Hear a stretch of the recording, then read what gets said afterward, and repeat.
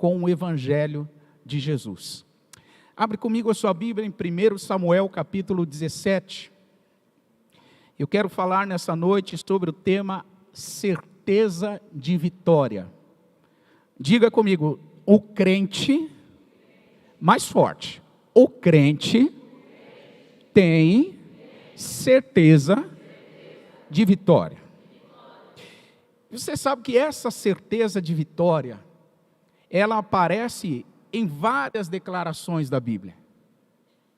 Só que são declarações fortes, contundentes, declarações que não abrem margem para dúvida, mais ou menos do tipo, o crente, ele acha que tem a certeza de vitória. Não existe espaço para isso na Bíblia. A certeza de vitória que nós carregamos é contundente, é irrevogável, é inflexível. E isso é tão sério, irmãos, que para algumas pessoas isso soa como presunção. Algumas pessoas que não andam com Jesus acham que os crentes são presunçosos, são arrogantes, porque a certeza que eles carregam é tão firme, é tão certa, é tão convicta, que algumas pessoas acham que isso é uma presunção e uma arrogância. Eu não quero dizer com isso que não existe crente arrogante. Tem crente arrogante, viu? Tem crente que é presunçoso. Mas a gente precisa separar uma coisa da outra. O que é uma pessoa presunçosa e arrogante, daquilo que é um filho de Deus que tem a certeza da vitória que a palavra de Deus nos afirma. E o capítulo 17 de 1 Samuel é um desses textos bíblicos que carregam o nosso coração de fé, que alimentam o nosso coração de expectativa e de certeza que nós não somos um povo que está aqui por acaso, que nós não somos um povo que não tem um ponto de origem, um caminho a trilhar e um destino a chegar. Esse texto de 1 Samuel 17 conta a história de algo que aconteceu com um dos patriarcas da fé, que foi Davi. E essa realidade se aplica muito bem à nossa vida, ao nosso cotidiano, ao nosso dia a dia. Então, 1 Samuel 17, acompanhe comigo o verso 45 a 47. 1 Samuel 17, acompanhe o 45 ao 47. Diz o texto: Davi, porém, disse ao filisteu: Tu vens a mim com espada e com lança e com escudo, porém, eu vou a ti em nome do Senhor dos Exércitos. 1 Samuel 17, 45. O Deus dos exércitos de Israel, a quem tens afrontado. 46. Hoje mesmo, o Senhor te entregará na minha mão, e ferir-te-ei, e tirarei a sua cabeça, e os corpos no arraial dos filisteus darei hoje às aves do céu e às bestas da terra. Saberá que há Deus em Israel. Versículo 47. Se puder colocar edição revista e corrigida, eu tenho uma preferência. Obrigado, gente. E saberá toda esta congregação que o Senhor salva. Você pode dizer isso comigo? Toda a congregação soube que o Senhor salva, não com espada, não com lança, porque do Senhor é a guerra. Diga isso para alguém do seu lado: do Senhor é a guerra. O texto bíblico que nós acabamos de ler, ele tem um propósito, um objetivo e um alvo. 1 Samuel, ele faz parte de um contexto de transição. Aprendemos isto no domingo passado. A transição da liderança dos juízes para a liderança dos reis. E os reis, eles aparecem num primeiro plano como sendo Saul, depois Davi e o seu filho Salomão. E depois disso, o reino se divide entre norte e sul, e aí aparece a história de vários reis no norte, de vários reis no sul, e isso toma aí 2 Samuel, 1º e 2º Reis, 1º e 2º Crônicas, e aí você mergulha nessa história. Esse contexto que a Bíblia apresenta vai mostrar 3 personagens chaves. O primeiro é Samuel, o segundo é Saul, o terceiro é Davi. Samuel, ele se indigna porque a nação pede um rei, mas ele cede quando Deus diz para ele que quem estava sendo ignorado não era o próprio Samuel, mas era o Senhor. Então Samuel cede e entrega um rei para a nação de Israel. Esse rei é Saul. E quando Saul é ungido de uma forma sobrenatural, ele começa a ter vitória contra os filisteus. Os filisteus eram um dos principais inimigos da nação de Israel naqueles dias. E essas vitórias que Saul foi tendo contra os filisteus, foi alimentando o coração de Saul com uma certa vaidade. De modo que Saul achava que as vitórias contra os filisteus era por causa da sua capacidade de liderança, era por causa do exército de Israel, quando na realidade Deus estava dando essas vitórias. Domingo passado nós aprendemos que Saul foi reprovado. Reprovado por quê? Porque não fez conforme a palavra do Senhor, mas fez conforme o seu próprio coração. Obrigado, Lucas. E na sequência da rejeição de Saul, porque Deus revela as motivações do coração de Saul, surge na cena Davi. Davi, um homem escolhido por Deus, que ele só vai assumir o reinado entre 7 a 15 anos depois que ele é ungido.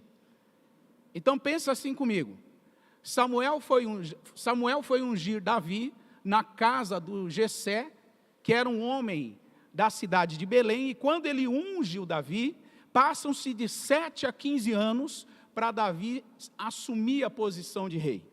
Então não foi instantâneo. A gente lê a Bíblia e parece que Davi já foi ungido e na sequência já assumiu o reinado. Não é isso que parece? Mas não foi instantâneo. Davi é ungido no capítulo 16 de 1 Samuel e passam-se de 7 a 15 anos para ele assumir a posição como líder da nação de Israel. Então, enquanto Davi não assume a posição de rei, Deus vai criando uma série de oportunidades para que Davi construísse uma autoridade diante de Israel. Olha que interessante. O cumprimento da promessa de Deus ter um rei segundo o coração dele, passa-se pela unção e passa-se por um processo de construção de autoridade desse rei, que demora de 7 a 15 anos. Então, se você me perguntar, pastor, quanto tempo Deus demorou para projetar Davi como rei na nação de Israel? Para construir a autoridade dele como rei? De 7 a 15 anos. Não foi uma coisa da noite para o dia, até porque as promessas de Deus, elas se cumprem numa atmosfera de viver um processo de construção de autoridade. Pega essa frase, por favor, passa para nós. O cumprimento de promessas, ele está associado a um processo de construção de autoridade. Diga isso comigo, o cumprimento de promessas está associado a um processo de construção de autoridade. Davi foi ungido rei. Davi seria rei. Mas ele precisava de um processo para construir a autoridade dele diante de Israel. Davi não ia cair pronto no trono. Deus precisava criar oportunidades para construir a autoridade de Davi. E uma dessas oportunidades é o capítulo 17 de 1 Samuel. Deus usa um gigante chamado Golias para contribuir no processo de construção de autoridade de Davi. Deus usa essa situação de guerra para mudar algo em Davi e mudar algo na nação de Israel. Então, eu quero, dentro desse contexto, fazer aqui 3 considerações sobre alguém que certamente vencerá. Diga comigo de novo. Certeza de vitória. Diga comigo, nós temos certeza de vitória. Então, deixa eu fazer 3 considerações sobre alguém que tem certeza de vitória. 3. Número 1. Pessoas que têm certeza de vitória entendem o que de fato é vitória. Diga comigo, eu preciso entender o que é uma vitória. Para muitos de nós, uma vitória é a ausência de derrotas. E se eu te disser que a vitória contempla uma derrota? E se eu te disser que parte da vitória é lidar com derrota? Tem muita gente que acha assim, não, vitória é não perder em hipótese alguma. É não ter doença, é sempre ter dinheiro para pagar os boletos em dia, alguém diz amém? É nunca ter conflitos familiares, é nunca ser demitido da empresa, é nunca emprestar dinheiro e alguém não pagar. Se eu tenho percas, isso não é vitória. Mas o conceito bíblico de vitória é diferente desse nosso conceito. O conceito bíblico de vitória aponta que até mesmo nas derrotas, um filho de Deus é vitorioso. Acho que você não entendeu esse negócio. A gente precisa entender o que de fato é vitória. Vitória, do ponto de vista bíblico, é muito mais do que a ausência de derrota. E aí eu te dou só um exemplo para você pensar. Jesus Cristo preso no jardim do Getsêmani, levado para um julgamento injusto, sentenciado à morte e morte de cruz. Ele foi pendurado no madeiro, expirou perto da hora 9 e morreu. Isto é um cenário de vitória ou de derrota? De vitória ou de derrota? Mas Cristo perdeu, gente? A sociedade romana e judaica achou que Cristo tinha perdido. Só que nos registros e na memória dos céus fazia parte do plano de Deus que o Filho fosse entregue.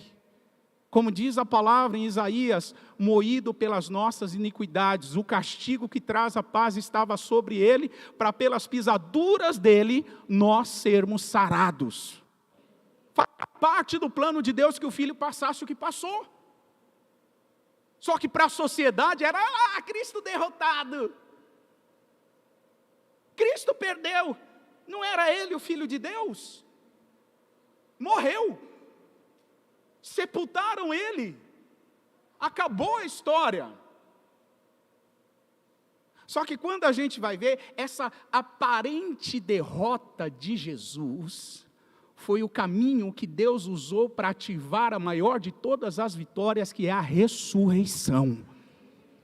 A ressurreição. Quando eu olho para esse exemplo de Jesus na cruz, nessa aparente derrota, me faz mudar o meu conceito de vitória. Então, vitória não se mede apenas pelas minhas conquistas, mas a vitória se mede por 2 coisas. Número 1, pela profundidade do meu relacionamento com Jesus.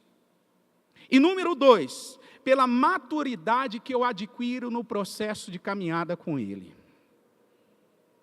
Se você me perguntar, pastor, o que é vitória para você? É ter um carro do ano? É morar em um dos metros quadrados mais caros da cidade de São Paulo, por exemplo, Vila Nova Conceição?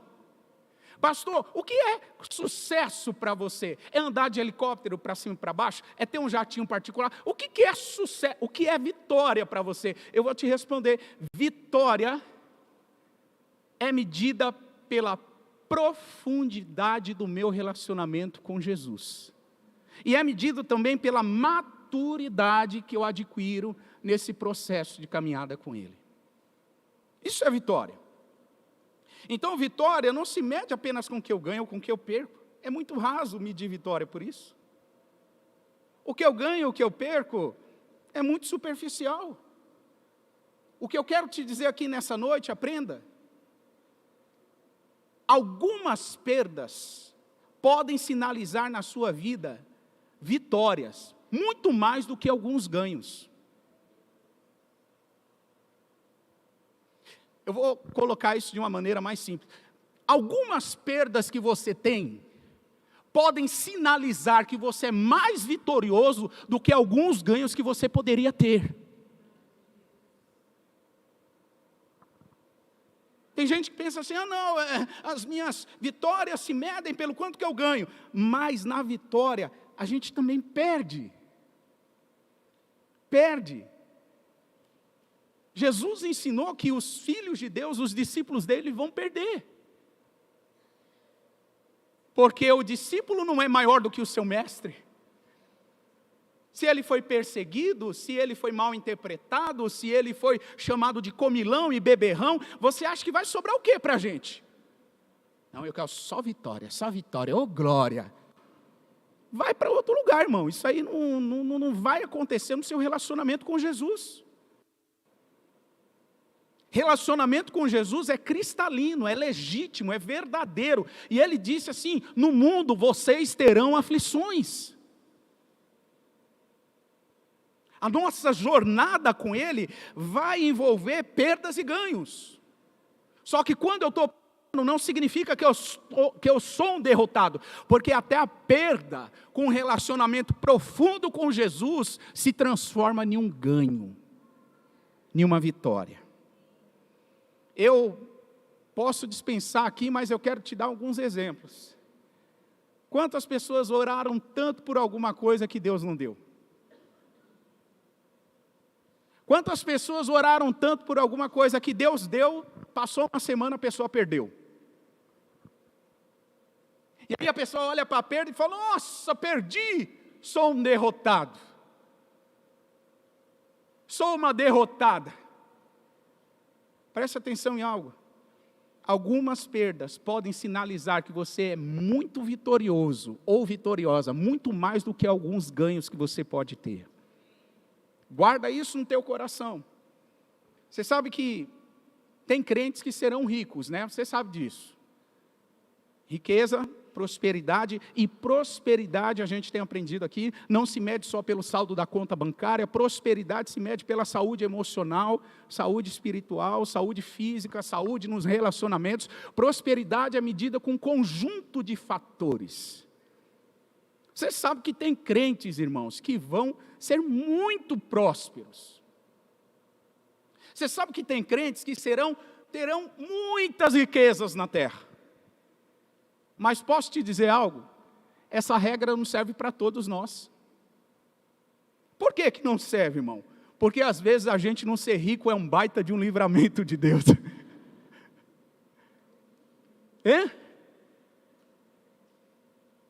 Se você tivesse condição de ter um Porsche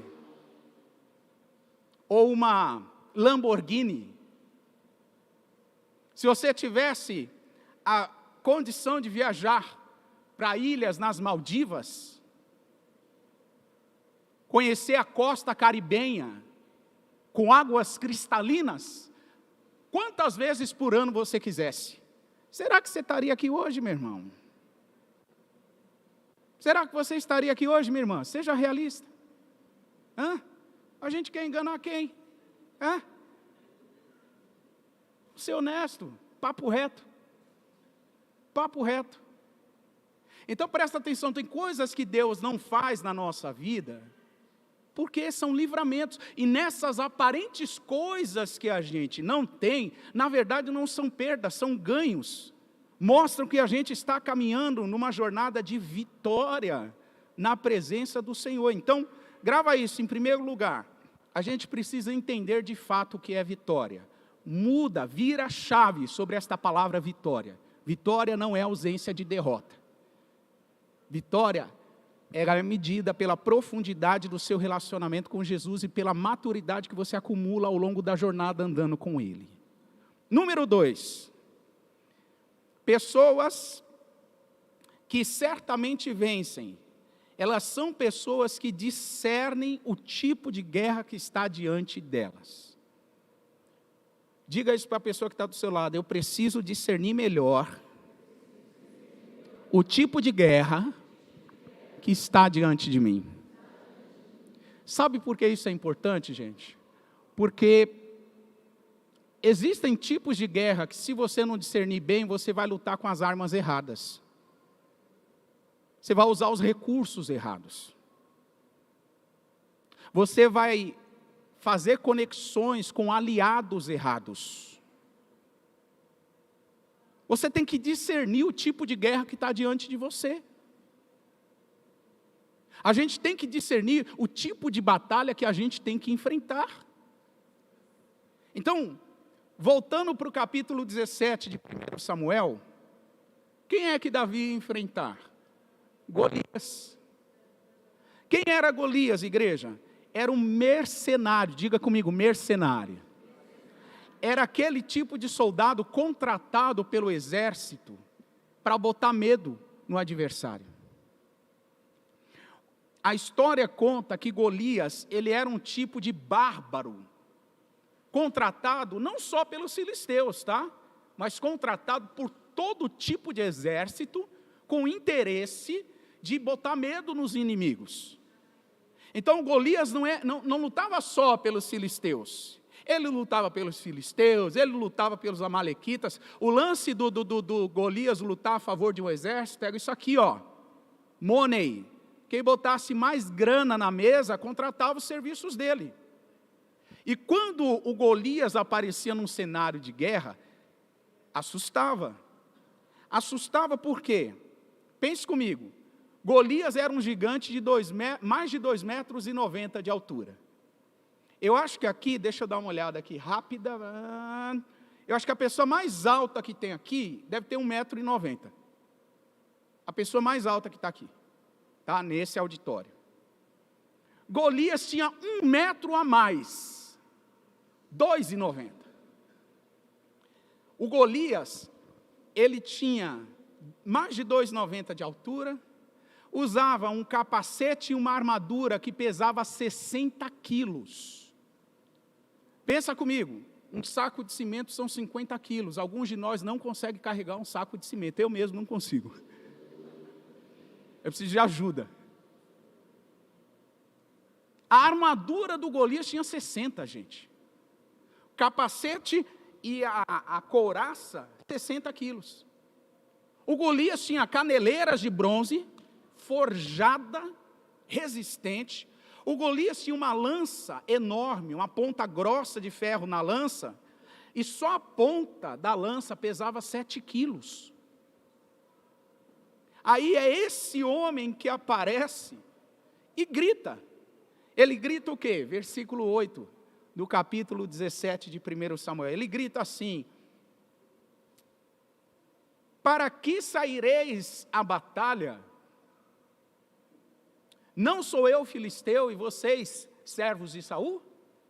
Escolham um homem que desça a mim.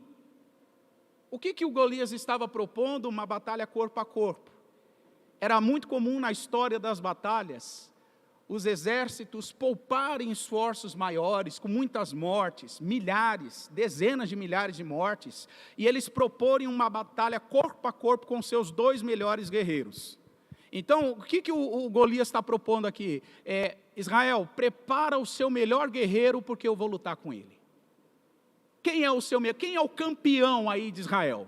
Eu quero lutar numa luta corpo a corpo. Se ele ganhar de mim, os filisteus vão servir os israelitas. Se eu ganhar dele, os filisteus vão servir os israelitas, e assim vice-versa, você já entendeu. O que acontece aqui, irmãos?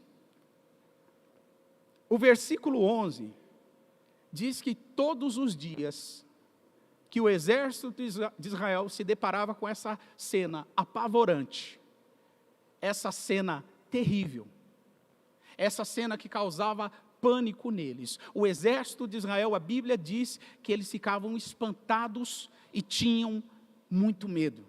Eles tinham pânico. Golias colocou pânico no exército de Israel durante 40 dias. Quando Davi vê isso, a gente está encurtando a história, ele discerne que o Golias, ele era humanamente um adversário impossível de ser vencido. Mas espiritualmente, o Davi discerniu, esse é um tipo de guerra que Deus quer que eu enfrente. Deus está proporcionando esse tipo de guerra. O Davi teve discernimento. Tanto é que no versículo 26, acompanhem comigo, o Davi diz assim: quem é este incircunciso? A parte B do versículo diz: quem é este incircunciso, ou este pagão filisteu, para afrontar o exército do Deus vivo? Em outras palavras, Davi diz: quem Golias está achando que é? Irmão, você já viu a história de Davi, né? Davi era pequeno. Golias era gigante, mais de 2,90 metros. O Davi servia de porrete na mão do Golias, para o Golias matar outro soldado, se ele quisesse. O Davi era pequeno, Golias era gigante.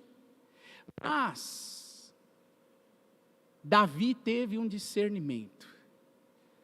Davi percebeu que tipo de guerra estava diante dele. E esse aqui é um ponto crucial para o Davi ir para a batalha. O versículo 45 que nós lemos diz que Davi olhou para Golias e disse: você vem a mim com espada, com lança e com escudo, porém eu vou contra ti em nome do Senhor dos... Presta atenção nisso. Davi percebeu que o Golias não estava afrontando ele, não estava afrontando o exército de Israel, não estava afrontando o rei Saul. Golias estava afrontando o Deus vivo, o Senhor dos exércitos. E Davi pensou assim: esse negócio não vai ficar barato. Esse é um tipo de guerra que nós vamos enfrentar. E aí no versículo 46 ele diz: hoje mesmo eu vou ferir você, hoje mesmo eu vou arrancar sua cabeça, hoje mesmo eu vou dar o seu corpo para as aves do céu comer, e todos vão saber que há Deus em Israel. Essa expressão aqui é maravilhosa. O Davi diz assim, ele não diz assim, e todos vão saber que eu sou um homem habilidoso de combate. E todos vão saber que eu estou a serviço do rei Saul. E todos vão saber que eu sou rápido e manejo bem uma funda. Não, Davi diz, todos saberão que há Deus em Israel. As pessoas precisam saber que há um Deus na nossa vida, irmão. As pessoas precisam saber que há um Deus em nossas vidas. Que a gente não está matando tempo na igreja. Que a gente não está brincando de ser crente. Que a gente não está indo para a igreja para ser manipulado. Que a gente não está indo para a igreja porque nós temos medo do mundo. As pessoas precisam saber que há um Deus em nossas vidas. E como as pessoas saberão, pastor? Eu preciso discernir o tipo de guerra que Deus quer que eu me envolva. Porque tem guerra que Deus não quer que você se envolva. Pastor, me dá um exemplo bíblico. Paulo orientando a Timóteo: combate o bom combate. Paulo diz assim, ele orienta Timóteo a combater, mas ele fala dele mesmo: eu combati o bom combate, acabei a carreira e guardei a... O Paulo falou que combateu o bom combate. Se existe o combate bom, existe também o mau combate. O que é um mau combate, pastor? Aquele combate que você está insistindo em enfrentar e Deus não quer que você enfrente. Aí você vai sozinho, você se frustra, você quebra a cara e você acha que Deus é culpado. E Deus está dizendo, aumenta o seu discernimento. Tem guerras que eu não quero que você se envolva. Existem situações que Deus vai ser muito mais glorificado em nossas vidas. E a gente precisa ter discernimento dessas coisas. A gente precisa perceber o que Deus está falando. Por isso que Davi, ele aceita, ele topa o combate com Golias, porque ele discerniu que era uma experiência que Deus estava permitindo para que ele construísse autoridade.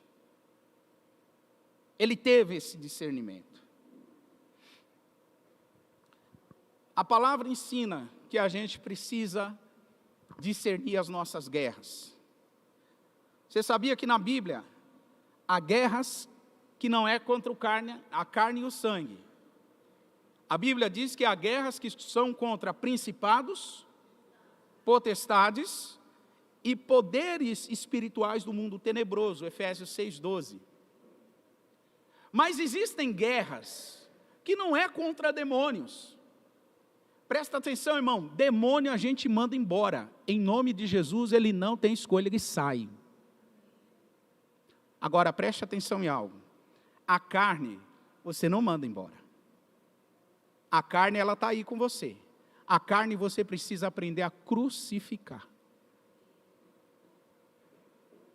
Percebe? Níveis de combates diferentes, combates espirituais. E combates, Paulo disse que a carne luta contra o espírito, Gálatas 5:17. A carne guerreia contra o espírito. Então presta atenção, tem coisas que não adianta você mandar o diabo embora, os demônios embora, porque tem a ver com a sua carne, as suas próprias vontades que você ainda não crucifica, que você ainda não renuncia. E isso está fazendo uma guerra gigante dentro de você. Você precisa discernir isso. Você precisa discernir que você está vivendo uma guerra contra você mesmo.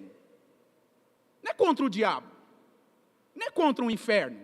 É contra você mesmo. Que ainda não quer crucificar suas vontades. Que quer insistir em viver as suas preferências. E às vezes você está orando, você está armando guerra contra o diabo, você está jejuando, você está lendo a Bíblia, mandando o diabo embora e declarando e tal, e não vai. Não vai. Por que não vai? Porque é um outro nível de guerra que você ainda não discerniu. Abre comigo Tiago capítulo 4. Eu não ia ler não, mas o Senhor falou comigo que eu preciso ler esse texto. Está completamente fora aqui do meu roteiro, mas o Senhor falou comigo aqui, e eu preciso compartilhar isso com você. Tiago 4.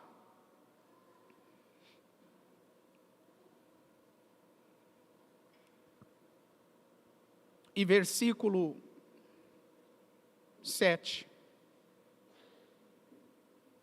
O que diz o texto? 1, 2, 3.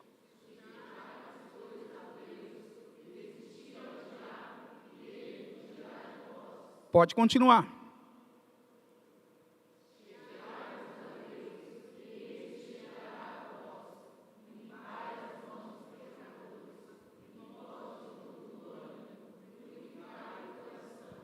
Vamos pegar esse texto de trás para frente. O apóstolo Tiago está dizendo assim: purifiquem o coração. Ele diz assim: limpem as mãos sujas. Ele diz assim: cheguem-se a Deus. E aí no versículo 7 ele vai dizer: o diabo vai fugir de vocês. E ele vai fugir porque vocês resistiram a ele. E vocês só vão resistir ao diabo se vocês se sujeitarem a Deus. É uma sequência. É um processo. Que se a gente desprezar, a gente está fazendo guerra contra o diabo, e o Senhor está dizendo para nós: filho, crucifica a sua carne, que vai dar certo. A tua guerra, o teu maior inimigo não é o diabo, o teu maior inimigo é você mesmo, é a sua natureza carnal não transformada, não redimida, não crucificada. Se abra a essa transformação que o diabo não vai ter vez na sua vida. É isso que Tiago está falando para nós, igreja. Então, em segundo lugar, pessoas vitoriosas são essas pessoas que discernem o tipo de batalha que está diante delas. E para a gente encerrar, terceiro e último lugar, as pessoas vitoriosas atribuem suas vitórias ao Senhor. Atribuem suas vitórias ao Senhor. Depois que Davi vence Golias, ele é abordado pelo comandante do Saul, chamado Abner. Abner aborda Davi e diz assim, o rei quer falar contigo, rapaz. Você derrubou Golias. O rei, você tem uma audiência com o rei quer ouvir você. O que você fez? Quem é você? Como é que você conseguiu derrubar o Golias? O Abner tenta inchar o coração de Davi, para que o Davi pensasse assim, estou importante, tem uma audiência com o rei agora, o rei vai me ouvir. Só que, irmãos, quando Davi chega diante de Saul, Davi revela o coração lindo que ele tinha, o coração quebrantado e humilde que ele tinha. Olha o que Davi faz quando chega diante de Saul, verso 57, acompanhe comigo, capítulo 17 de 1 Samuel e verso 57. Voltando, pois, Davi de ferir o filisteu, Abner o tomou consigo e o trouxe à presença de quem, irmãos? Trazendo ele na mão a cabeça do Golias. Pensa a cena. O Abner pega numa mão de Davi e fala, vem atrás, porque eu quero te mostrar lá para o rei quer te conhecer. E aí o Davi está arrastando a cabeça do gigante, assim, levando a cabeça na mão. O troféu de que ele venceu, ele está levando a cabeça do Golias na mão, porque ele arrancou a cabeça do gigante. E quando chega diante de Saul, olha o que diz o 58. E disse-lhe Saul, de quem você é filho, jovem? Mais ou menos assim, quem é o teu pai? Quem é a tua família? Me conta, de onde você saiu? Que ventre abençoado foi esse que te gerou, rapaz? E aí o Davi teve a oportunidade da vida dele de se projetar. Poderia ter dito assim, você sabe, né, rei? Eu, né? Hashtag Davi, Davi, cara, Davi. Ele poderia ter dito assim, já matei leão, já matei urso, esse gigante aí não era nada para mim, tanto é, aqui é a cabeça dele, ó rei. Não, Davi não faz isso. Quando o rei questiona, quem é você? O Davi diz assim, eu sou Davi, filho do Jessé, o teu servo, lá da cidadezinha de Belém. Eu sou Davi, filho do teu servo Jessé. Que humildade, gente. Que coração lindo Davi revela aqui. Tinha tudo para se escalar e talvez, quem sabe, ocupar a posição mais importante e projetar alguma coisa para ele, mas ele diz, não, eu sou Davi. Eu sou Davi. O que eu aprendo é que pessoas vitoriosas, elas não encontram espaço para atribuir glórias às suas vitórias a si mesmo. Pessoas vitoriosas só conseguem olhar para o alto e dizer, foi o Senhor. Foi o Senhor.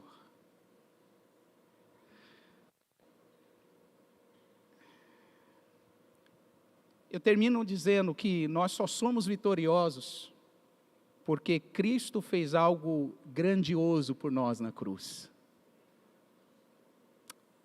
Só somos vitoriosos por causa do que Ele fez por nós. E não somos vitoriosos por aquilo que a gente faz para Ele. A palavra diz em 2 Coríntios 2,14, esse texto eu preciso ler com você.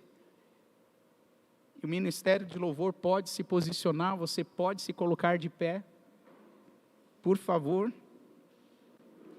2 Coríntios 2,14. O Paulo diz assim: graças a Deus, que sempre, diga comigo, sempre, nos faz triunfar. Ah, essa palavra é poderosa. Sabe o que é um triunfo? É mais do que uma vitória. Sabe o que é um triunfo? Mesmo na perda, mesmo na derrota, nós não estamos acabados. O triunfo é olhar não só uma situação, mas é olhar todo um histórico. E Paulo está dizendo assim, ó, graças a Deus que sempre nos faz triunfar em Cristo. O triunfo de Paulo era em Cristo. A palavra vai dizer, em Romanos 8,37, que em todas as coisas nós somos mais do que? Sabe o que isso significa? Nós somos triunfantes, irmãos, por meio de Jesus Cristo que nos amou. Somos triunfantes. Temos a certeza da vitória, temos a certeza de que vamos triunfar. Não importa qual é o tamanho do gigante, não importa qual o tamanho da guerra, não importa qual é a origem da guerra, nós triunfaremos pelo Cordeiro que venceu. Nós venceremos porque Ele venceu por nós. Esta é a certeza que nós carregamos. Então, se você é alguém que nessa noite entrou aqui cabisbaixo, talvez até um pouco deprimido,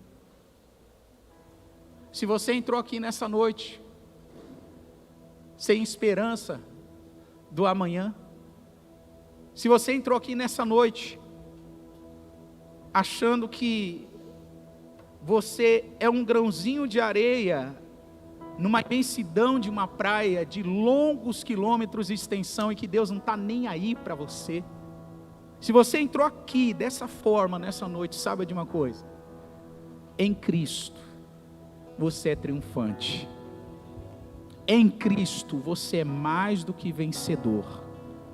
Em Cristo a nossa vitória é certa. Ela é uma certeza. Ela não é uma dúvida, ela não é uma aleatória, ela não é uma possibilidade, ela é certeza. Agora, muda a sua chavinha, entenda o que é vitória. Vitória não é nunca perder, vitória é mesmo nas perdas. Eu levantar a minha cabeça e saber que o meu Redentor, Ele vive, e que por fim Ele se levantará sobre a terra. Vitória é olhar para a cruz e saber que o Jesus sepultado não é o fim da história. Ao terceiro dia Jesus ressuscitou, e se Ele ressuscitou, Paulo diz, Ele é a primícia da ressurreição, e nós também ressuscitaremos juntamente com Ele. Carrega essa convicção, alimenta o seu coração de fé, enche o seu coração de certeza, porque Jesus está vivo. Jesus está vivo, igreja. Feche os seus olhos e agradeça a Ele pela sua palavra. Agradeça a Ele pela sua presença. Ah, Senhor, nós te agradecemos. Tu és o Deus das batalhas. Tu és o El Shaddai, o Senhor Todo-Poderoso. Tu és aquele que nunca perdeu uma guerra e nunca perderá. Tu és aquele que faz os nossos inimigos, se por um caminho virem contra nós, o Senhor faz por 7 caminhos eles fugirem. O Senhor é aquele que detém todo o poder, todo o domínio, toda a majestade, Senhor. E nós queremos te agradecer, nós queremos te honrar, nós queremos soltar palavras de gratidão e louvor. Igreja, solte palavras de gratidão ao Senhor. Expresse o seu coração, derrame o seu coração diante dEle. Te adoramos, te amamos, Senhor. Obrigado, Jesus, porque assim como Golias caiu nos dias de Davi, os Golias caem novamente em nossos dias, Senhor. Os Golias cairão novamente em nossos dias. Ensina-nos a discernir as nossas batalhas. Ensina-nos a discernir o que são guerras espirituais. E ensina-nos a discernir o que é a guerra da nossa carne contra o Espírito. Ensina-nos, Pai, a sua verdade. Esse é o desejo do nosso coração. Erga suas mãos, vamos adorar o Rei, vamos adorá-lo. Ele é digno, Ele é honrado, Ele é exaltado, Ele é Jesus.